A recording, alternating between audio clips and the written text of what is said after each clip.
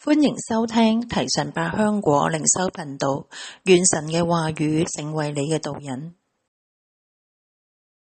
詩篇74篇20至21節，求你顧念所立的約，因為地上黑暗之處都滿了強暴的居所。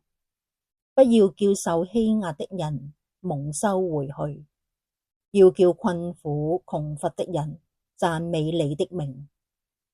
求你顧念所立的約，因為地上黑暗之處都滿了強暴的居所。